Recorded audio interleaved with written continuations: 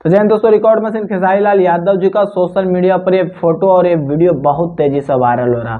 Viral होने की वजह है दोस्तों, विजयदशमी को खेसारी लाल यादव जी अयोध्या में थे और ये अयोध्या में दोस्तों जाने के बाद दोस्तों रावण को राम के रूप में वध किए हैं दोस्तों। और खेसारी लाल यादव जी का ये फोटो सोशल मीडिया पर बहुत तेजी से बताया जा रहा है दोस्तों।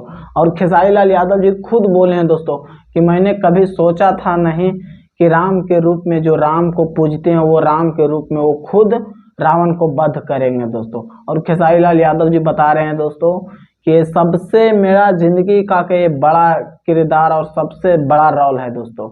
और सच में तारीफ करने लायक है दोस्तों। एक छोटा मोटा कलाकार भोजपुरी इंडस्ट्री का वो राम के रूप में जाते हैं दोस्तों और अयोध्या में राम को वध करते हैं दोस्तों और विजयदशमी को ही विजय पाते हैं दोस्तों। और खेसारी लाल यादव जी का ये फोटो सच में लग रहे हैं दोस्तों कि सच में खेसारी लाल यादव जी नहीं हैं, एक तरह से राम जी हैं दोस्तों।